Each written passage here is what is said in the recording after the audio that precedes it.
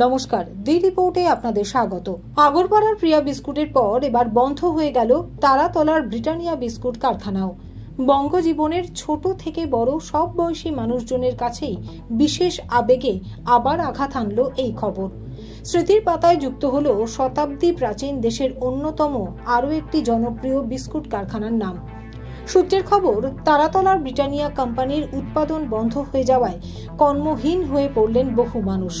এই শাখায় স্থায়ী কর্মী ছিলেন 122 জন, অস্থায়ী ছিলেন 250 জন। 2500 টন উৎপাদন হতো প্রতি বছর।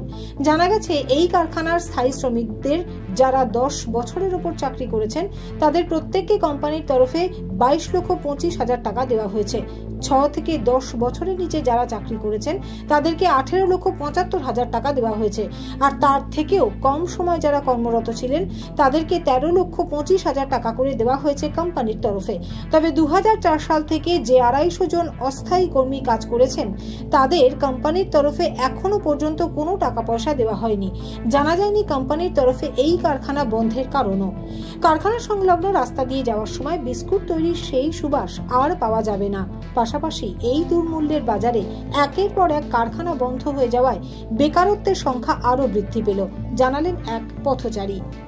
যেগুলো হচ্ছে সেগুলো ভালো হচ্ছে না, বেকারের সংস্থা বাড়িয়ে দিচ্ছে।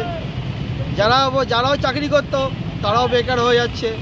এবার তারা এখন কি পরিস্থিতিতে তাদের সংসার কীভাবে চলবে তারা নিজেরাও বুঝতে পারছেন। লাস্ট পর্যন্ত আমাদের কলকাতা শহরে কি হবে? চোরের উৎপাত হবে, চুরি চামারি হবে, ডাকাতি হবে, ছিনতাই হবে। মানুষ রাস্তায় বেরোতে পারবে না, ঘর থেকে বেরোতে ভয় পাবে, কেননা চাকরি নেই। একে অপরকে মেরে খেতে হবে। এখান দিয়ে যখন যেতেন তখন একটা খুব মানে এত সুন্দর গন্ধ পেতাম যে বলার মতো না। যেন ব্রিটানিয়া আমি বিস্কুট খেতে খেতে বাড়ি যাচ্ছি, ওখান থেকে যখন আসতাম যেন ব্রিটানিয়া বিস্কুট খেতে খেতে আমি কাজে যাচ্ছি।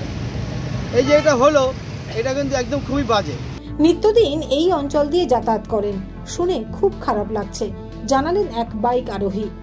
এটা তো অনেক পুরনো একটা কোম্পানি, ছোটোবেলা থেকে আমরা যখন যেতাম আর ব্রিটানিয়ার সঙ্গে সবাই আমরা জড়িত ছোটোবেলা থেকে।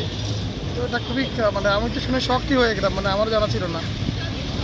তো আশা করি সরকার এটা নিয়ে জট করবে, আমার এছাড়া তো বেশি কিছু জানা নেই। সত্যিই তো আস্তে আস্তে শিল্প যদি উঠে থাকে ব্রিটানিয়ার মধ্যে কোম্পানি, তো এটা শুনে সত্যিই খারাপ লাগছে। এটার সঙ্গে ছোটোবেলা থেকে শুরু করে প্রতিদিন সকালবেলা জড়িয়ে থাকে আমাদের।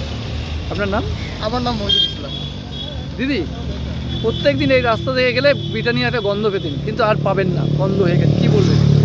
খারাপ লাগছে। কেন বন্ধ হয়েছে তো জানি না, কিন্তু সত্যি এরকম কোনো কারখানা, কোনো ইন্ডাস্ট্রি বন্ধ হওয়া তো সত্যিই ঠিক না। কেন হয়েছে তো আমি ঠিক জানি না, সত্যি খুব খারাপ লাগছে বন্ধ হয়ে গেছে। ব্যুরো রিপোর্ট, দি রিপোর্ট, কলকাতা। আরো বিভিন্ন খবরের আপডেট জানতে হলে অবশ্যই সাবস্ক্রাইব করুন দি রিপোর্ট চ্যানেলটি, কারণ আপনাদের একটা সাবস্ক্রিপশন আমাদের কাছে অত্যন্ত মূল্যবান। জয় হিন্দ।